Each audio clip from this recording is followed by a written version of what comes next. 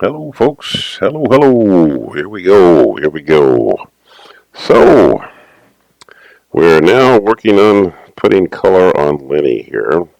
And from yesterday, I have finished the animation. And so now I'm going to trace and paint. So I'm going to bring this down a bit so that you can see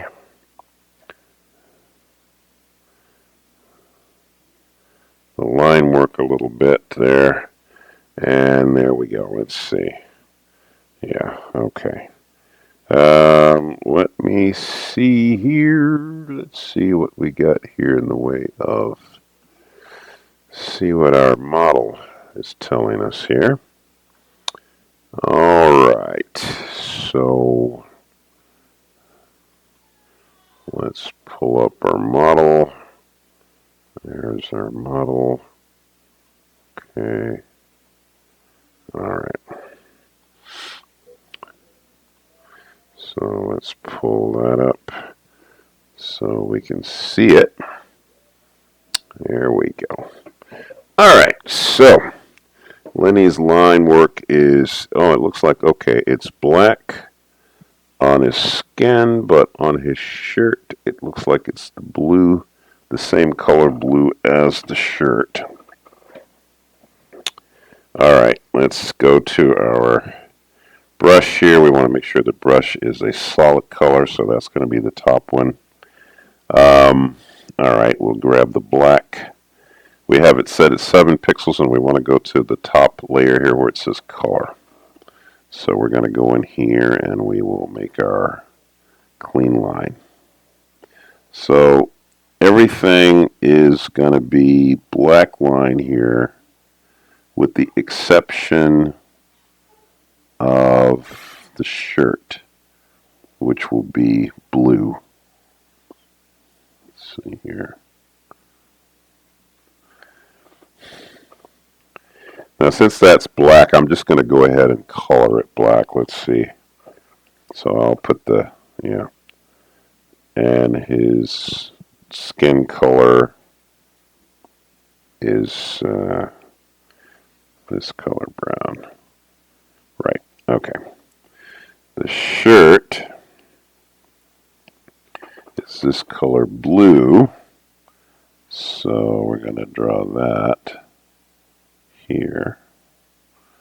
I think that's right. I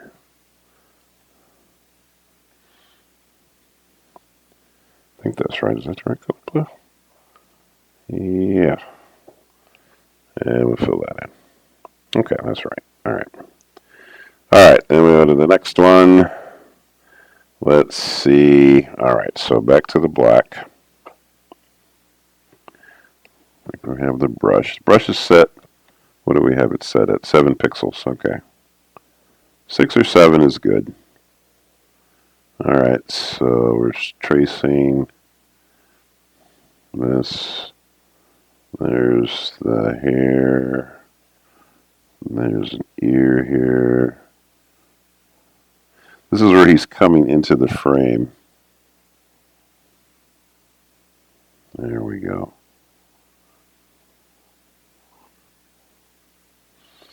Okay. Then we grab the blue.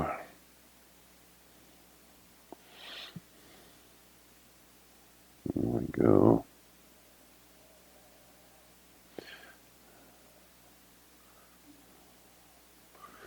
All right, so fill that in,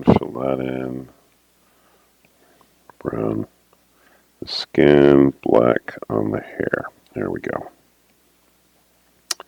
On to the next one. Let's see, so we're set at the black there. Looks like he's crouching down. See, when you know what you want to do in your film, you don't have to be tentative about decisions. You can just jump right to. So you'll notice that the whole thing that I'm just getting right into the color, and I'm not fooling around. I'm just like boom, right there. Um, that's the beauty of this, of working this way when you're making your own film, because there's just decisions that you can make that in a on a production where you're working with many other people, you probably wouldn't have that same freedom, because just because you have other people involved, and the other people a lot of times can honestly be a hindrance. That's maybe not the right word to use, but other people mean that you've got to inform them on the things that you're trying to do. And so just having to do that automatically makes it a little more complicated, that all the decisions that you make now have to be explained to other people, because you may have other people working on parts of the production. And in order for things to go smoothly, everybody's got to kind of know what's going on, you know. So it gets to be a little tricky when you just decide you're going to do something when there's other people involved, and you're going just jumping, for instance, to painting something like I'm doing here. Then it can be a little more, um, you could be a little more uncertain about, should I do that? Maybe that's not the thing to do. Maybe that, and you start to realize that maybe you needed to let this person know what you were doing, or that person know what you were doing, just because you're not the only person on the production, and but when you are the main person doing it, and you're pretty much doing everything yourself, really, then you don't have to do that, because you don't have that problem, because you don't have that problem. Yeah. Let's see. Is that the right color for the bottom lip?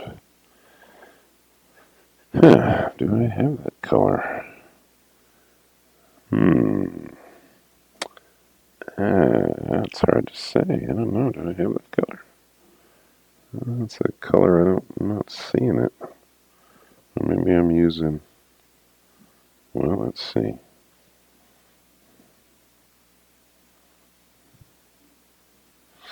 Oh, well. Okay. All right. So he's coming in. There's the next image. Where are we here? Is that black or brown? There's the black. Okay. So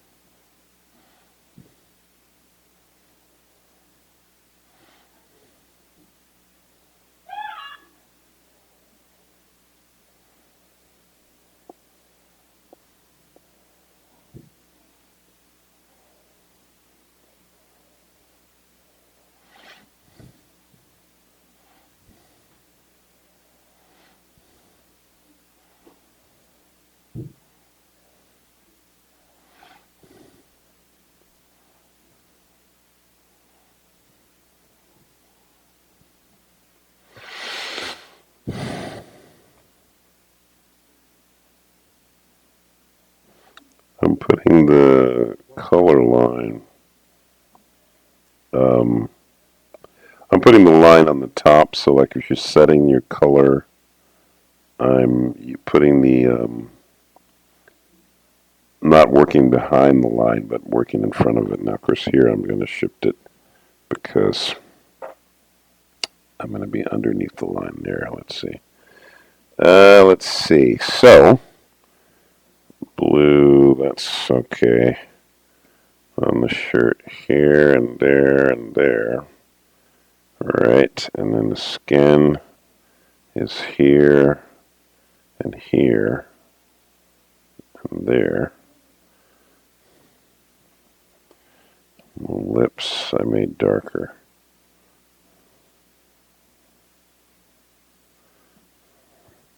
Well, I guess that's not bad. Oh, is that behind? That's behind. Okay, good. Black for the hair. Okay. Right. Okay. We're on black. But you can see how much faster things go when you already kind of when you're the sole person working on something. Some things can go a little faster, just because you don't have that many people to. Well, you don't have anybody else to have to clear something with. But on the other side of that, not having other people on a production also in some ways hampers you, because other people can bring a quality to production that is really wonderful. I like working with other people on a production.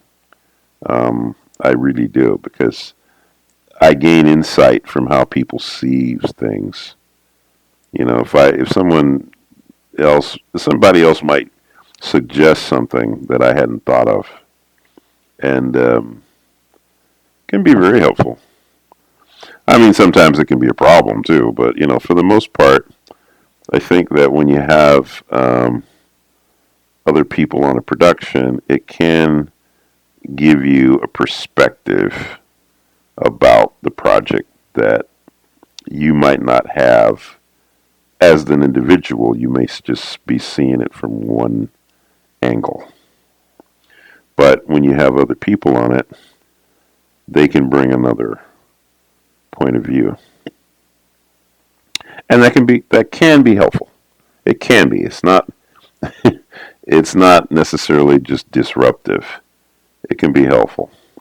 I guess what I've discovered too is, because you can have a certain amount of it, and I certainly have had this in the past, a certain amount of desire to see something get finished, and sometimes that can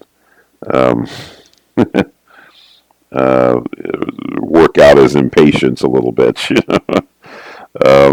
but then again, it's like, well, sometimes it is better to, sometimes it's to your advantage to be able to get something done a little quicker. Yeah, every situation is going to be different, In a production scenario, you're kind of always stuck with things like, schedule, costs, Those are just things that they're just realities, you can't get around those things, And they do tailor, or they do have an effect on the final production, because obviously if you run out of money and you're making your project, then you can't get your project finished, so. But then on the other side of that, you can have money become too important to production. And this is one of the reasons why movies and TV shows suffer the way they do, because you have these different areas that they have to be dealt with. And it isn't easy necessarily to focus all of your attention in one area. I mean, I've worked on productions where, had it not been for watching out for budgetary constraints, production might not have gotten finished. So on the one hand, you could say, well, the creative people need to be given complete freedom. It's a nice idea as long as it works. But sometimes that can also work against you. Is you can have so much freedom that you don't get anything done. Whereas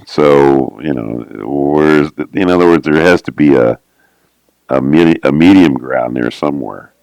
And in a sense, it's like both things are a factor, but I guess whoever's guiding the ship, as it were, that's the one that's going to hopefully have, I guess, the most effect on the production, hopefully in a positive way.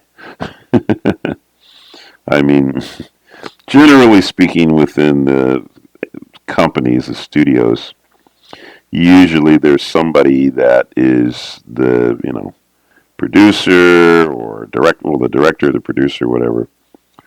They're going to make some calls about, you know, this is we got to get this finished. It's cost is we're going over budget or whatever, and and these are real concerns. They can't be just ignored. So you have to find that happy medium where you're not taking all of the creative freedom away from the artists, but you're not letting the artists just do whatever they want, because then that could also be not good.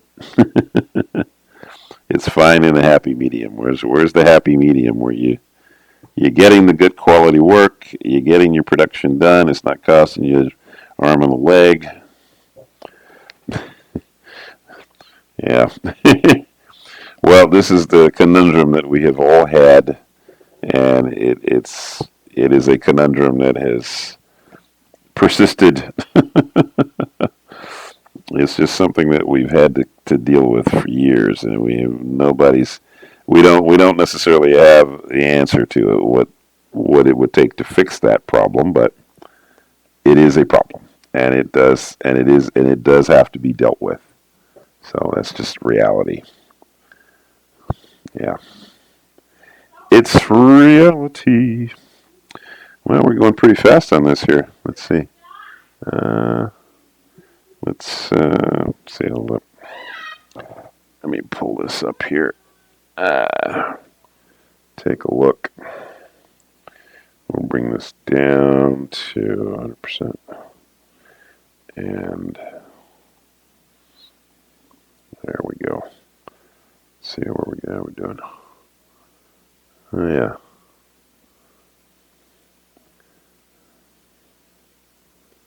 Yeah. Oh, it's coming along. Great. All right. Let's see. All right. Let's see here.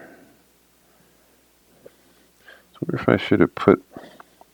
Nah, I gotta worry about it. I was thinking about maybe taking putting a line around a lighter blue line around the arm so that it pops out from the. Because if you look at here, I'm like, I'm not worried about it. I'm just like, forget it. But that, I don't know. I think that maybe isn't the best scenario. I don't know. Well, any whoosies. Yeah, it's working fine. It's working fine. It looks good. Yeah. All right. Well, you know what? Let's see. Should we stop here? 19 minutes. Well, we'll clean up one more. Let's see. So we're here. All right. So, boom. All right. Let's see. Round block. We're in block. Yes, we're in block. There we go. And the solid line. Ding.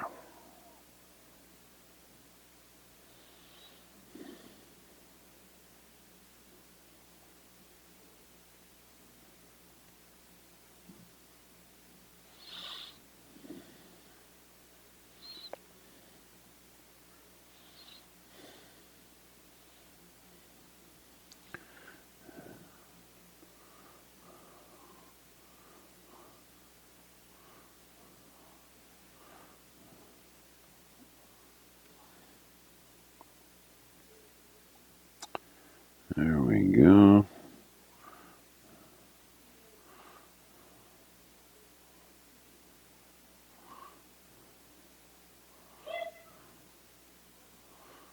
Okay. Goes in there, and that goes in there.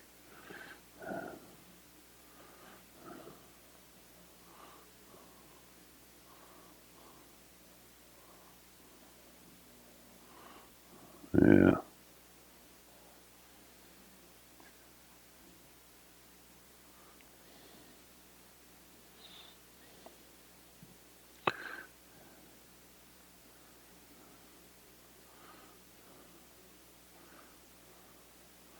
Watch that line control. Watch that line control.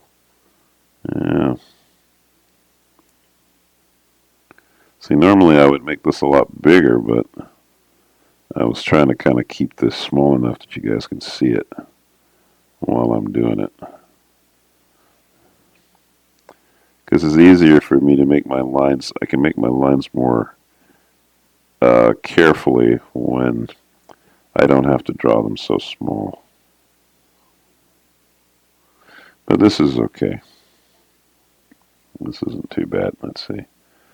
Oh, that's the blue. Is that behind? It is behind. Okay, good.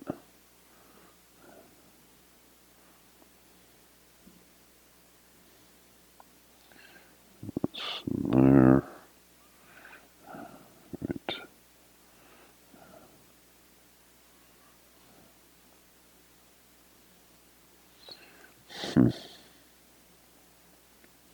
Kind of almost as pointless to have those lines behind there because it's like they're just gonna disappear anyway. All right, so that's blue in here. Skin is brown. Right. Lips are a darker brown. And we need to, is that behind? Yes, okay. And then the hair is black. There we go. This is, so the little areas, that's where you do the draw behind. Okay.